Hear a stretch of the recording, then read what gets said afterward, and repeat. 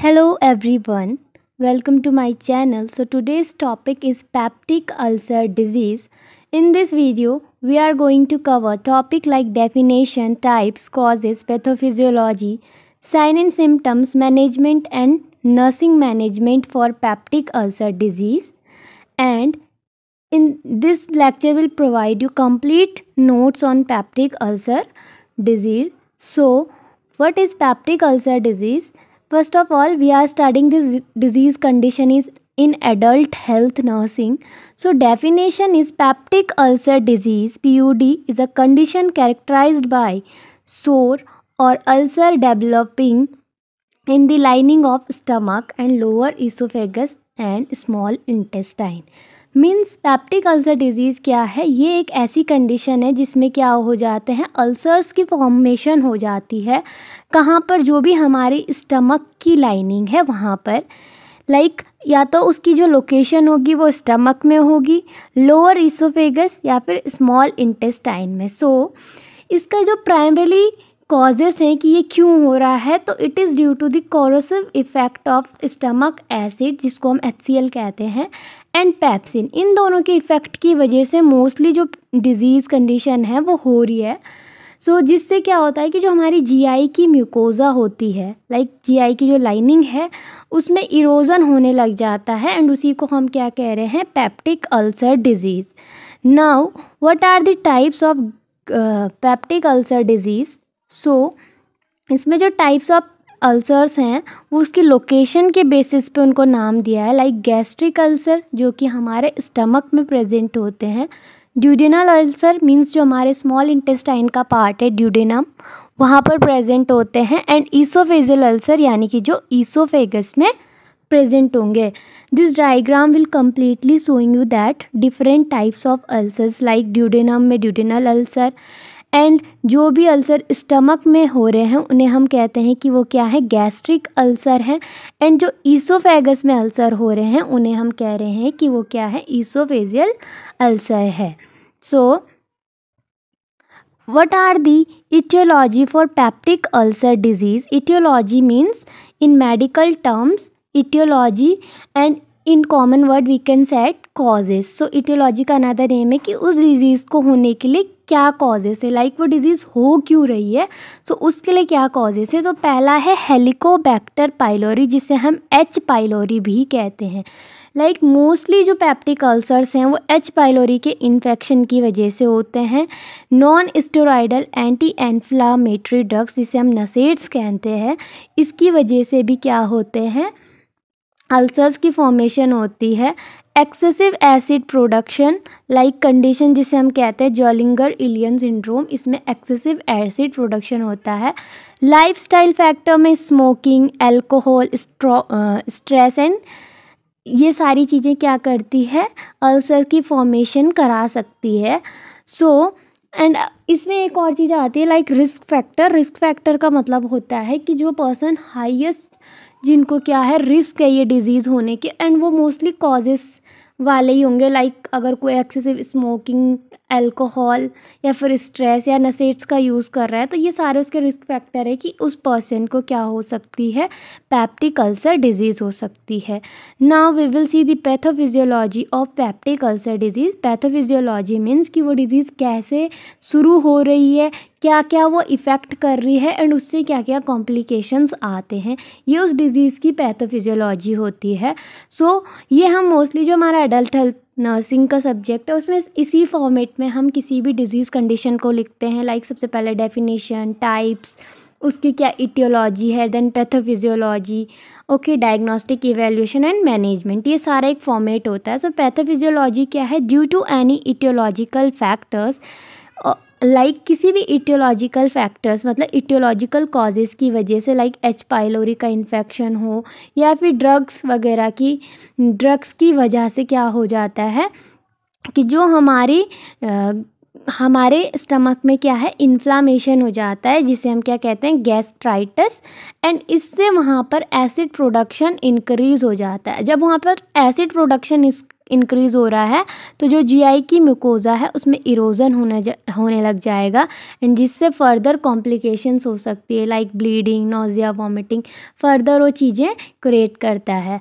So what are the clinical manifestation for peptic ulcer disease? Clinical manifestation means क्या sign and symptoms हैं जब किसी person को peptic ulcer disease होती है। सबसे पहले एपिगैस्ट्रिक पेन, जो हमारा एपिगैस्ट्रियम रीजन होता है उस एरिया में जब पेन होता है तो वो एक मोस्ट कॉमन सिम्टम है किसका?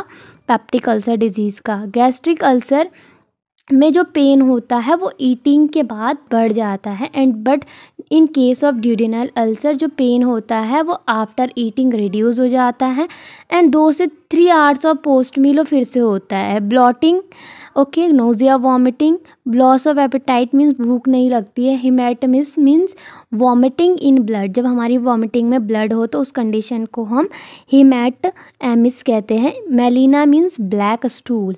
ये सारे साइन एंड सिम्टम्स उस पर्सन में मिलते हैं जिन्हें पेप्टिक अल्सर डिजीज़ होती है। Now what are the diagnostic evaluation for peptic ulcer disease? Diagnostic evaluation means कि क्या हम इन्वेस्टिगेशंस करेंगे, जो भी लैब इन्वेस्टिगेशन करेंगे कि जिससे हमें पता चल जाएगा कि पर्सन को क्या है, पेप्टिक अल्सर डिजीज़ है। मोस्टली हम हिस्ट्री कलेक्शन, फिजिकल एग्जामिनेशन हर डिजीज़ कंडीशन में करते हैं, ठीक है, बट इसमें हम क्या करेंगे, एंडोस्कोपी करते हैं। एंडोस्कोपी में हम डायरेक्ट विजुअलाइजेशन करते हैं अल्सर का। लाइक एक एंडोस्कोप होता है थ्रेड लाइक स्ट्रक्चर में, उसमें कैमरा प्रेजेंट होता है, उसे जीआई ट्रैक में, माउथ के थ्रू जीआई ट्रैक में इंसर्ट करा जाता है एंड देन विजुअलाइजेशन किया जाता है कि कौन से एरिया में प्रेजेंट है ulcer. So H pylori testing भी हम करते हैं क्योंकि यूरिया ब्रीथ मोस्टली इसका, अगर किसी पर्सन को एच पाइलोरी के इन्फेक्शन से अल्सर्स हुए हैं तो उसमें क्या है, यूरिया ब्रीथ मिलती है। एक्सरे में क्या है कि एक्सरे से हम आइडेंटिफाई कर सकते हैं अल्सर को या फिर अदर एबनॉर्मलिटीज़ को। लेबोरेटरी टेस्ट में हम सीबीसी फॉर एनीमिया, बिकॉज उसमें ब्लीडिंग हो रही है क्योंकि अल्सर फॉर्म हो गया है तो उसमें क्या होगा, मोस्टली एनीमिया हो सकता है, तो उसलिए हम सीबीसी करेंगे। स्टूल ऑकल्ट ब्लड टेस्ट करते हैं for bleeding, like stool examination करते हैं। Okay, now what are the management for peptic ulcer disease? So कैसे हम मैनेज करते हैं कि जब किसी पर्सन को क्या है, पेप्टिक अल्सर डिजीज़ हो जाती है, तो इसमें डिफरेंट टाइप ऑफ मैनेजमेंट होते हैं, like medical, surgical, like mostly disease में होते हैं। सो मेडिकल मैनेजमेंट में हम उसको क्या है, मेडिकल मीन्स हम ड्रग्स, मेडिसन से उसका कैसे मैनेजमेंट कर सकते हैं। सो उसमें ड्रग्स आते हैं, लाइक एंटीबायोटिक्स देंगे। एंटीबायोटिक इसलिए क्योंकि एच पाइलोरी के इन्फेक्शन से ये कंडीशन हो रही है। प्रोटोन पंप इनिबिटर्स देते हैं बिकॉज एसिड का इंक्रीज़ होना मोस्टली कॉज है इस डिज़ीज़ का, तो हम उसको क्या करते हैं, प्रोटोन पंप इनिबिटर्स देते हैं क्योंकि ये एसिड्स को कम करती है। H2 रिसेप्टर एंटागोनिस्ट देते हैं, लाइक रेंटेडीन, फिमेटेडीन, ये भी एसिड प्रोडक्शन को कम करते हैं। एंटा एसिड्स देते हैं बिकॉज ये क्या करेंगे, न्यूट्रलाइज कर देंगे एसिड को। साइटोप्रोटेक्टिव एजेंट, लाइक इनके नाम से ही पता चल रहा है कि ये प्रोटेक्टिव इनका जो क्या है नेचर है, तो ये क्या करते हैं, अगर किसी एरिया में अल्सर हो गया है तो ये उसको फिर एक लाइनिंग, एक प्रोटेक्शन देंगे कि वो फर्दर कॉम्प्लिकेशन ना क्रिएट करे। ये इस डिजीज़ कंडीशन का मेडिकल मैनेजमेंट है। Now we will see the lifestyle modification, कि हम लाइफस्टाइल मॉडिफिकेशन कैसे क्या करेंगे कि जिससे ये डिजीज़ कंडीशन ना हो। सो लाइफस्टाइल मॉडिफिकेशन में आता है अवॉइड नशेड्स, लाइक इसका वन ऑफ द कॉज में क्या था, नशेड थे, लाइक जो कि non steroidal anti inflammatory drugs है, तो इनको हमें अवॉइड करना है। स्मोकिंग, एल्कोहल, ये सारी चीज़ें अवॉइड करनी है। स्ट्रेस नहीं लेना है। डाइटरी चेंजेस में स्पाइसी फूड एंड कैफीन नहीं लेना है एंड जो लार्ज मील्स हैं वो भी कम ही करने हैं। सो अब जो भी मेडिकल मैनेजमेंट हो गया, लाइफस्टाइल मॉडिफिकेशन हो गया, मैनेजमेंट के अंदर जब हम नर्सिंग स्टूडेंट हैं तो हम नर्सिंग मैनेजमेंट हमारे लिए मोस्ट इम्पॉर्टेंट थिंग होती है। सो नर्सिंग मैनेजमेंट में क्या करना है, असेसमेंट करेंगे हम। असेसमेंट में हम क्या करते हैं, जो भी उसके साइन एंड सिम्टम्स है उनको मॉनिटर करते हैं, ठीक है, एंड चेक करेंगे कोई भी साइन ऑफ ब्लीडिंग, हिमेटमिस या मेलिना, ये सारी चीज़ें हम करते हैं। उसका हिस्ट्री कलेक्शन करेंगे, फिजिकल एग्जामिनेशन करेंगे, ये हम नर्सिंग मैनेजमेंट में असेसमेंट में के अंदर करते हैं। फिर आता है education, like being a nurse हमें एक पेशेंट एजुकेशन पेशेंट को देनी होती है regarding disease treatment.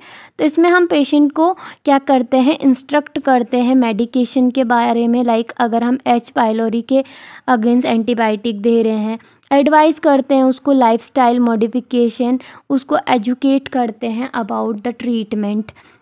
Okay, then हम मॉनिटरिंग में क्या करेंगे कि वाइटल साइंस मॉनिटर करते हैं, सस्पेक्ट करेंगे कि अगर ब्लीडिंग है, हीमोग्लोबिन एंड हेमेटोक्राइट का जो लेवल है उन्हें चेक करेंगे, और कोई भी फर्दर कॉम्प्लिकेशंस अगर हो रही है तो उसको भी हम मॉनिटर करते हैं। देन आता है सपोर्टिव केयर, कि हम सपोर्टिव केयर पेशेंट को देंगे कि उसको पेन से रिलीफ के लिए जो भी मेडिकेशन प्रिस्क्राइब्ड है वो देंगे, उसको एनकरेज करेंगे कि वो स्मॉल मील ही लें, फ्रीक्वेंट ना लें, स्मॉल अमाउंट में ही लें।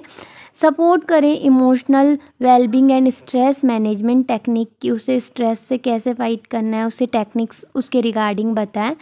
देन हम लास्ट में जब नर्सिंग मैनेजमेंट के बाद नर्सिंग डायग्नोज लिखते हैं, लाइक अगर क्वेश्चन 10-15 मार्क्स में आता है तो मोस्टली हम नर्सिंग डायग्नोज लिख के नर्सिंग केयर प्लान बनाते हैं। एग्ज़ाम टाइम पे भी इम्पॉर्टेंट होता है हर डिजीज़ कंडीशन का। तो इस डिजीज़ कंडीशन में तू नर्सिंग डायग्नोज बना है acute pain related to ulceration of the gastrointestinal and mucosa, like evidence by lab investigation, means उस पेशेंट को क्या है रहा है, पेन हो रहा है, किसकी वजह से, उसके जो भी अल्सर फॉर्म हो गए हैं, एंड ये हमें कैसे पता चला है, as evidence by lab investigation के through. Imbalance nutrition less than the body requirement, means उसका जो न्यूट्रिशन है वो प्रॉपर नहीं है, बिकॉज उसको क्या हो रहा है, नोजिया वॉमिटिंग सारी कंडीशंस हो रही हैं। एंड हमें ये कैसे पता चला है, as evidence by weight loss, उसमें वेट लॉस हो रहा है, poor appetite, malnutrition etcetera. So इसके नर्सिंग डायग्नोज था। सो इस डिजीज़ कंडीशन को हमने प्रॉपरली इस लेक्चर में कवर किया है, लाइक उसके बारे में एवरीथिंग जो भी एक नर्सिंग स्टूडेंट को चाहिए, या फिर जो भी उस डिजीज़ कंडीशन के कॉजेज़ फैक्टर्स हैं वो हम सब हमने पढ़ लिए हैं।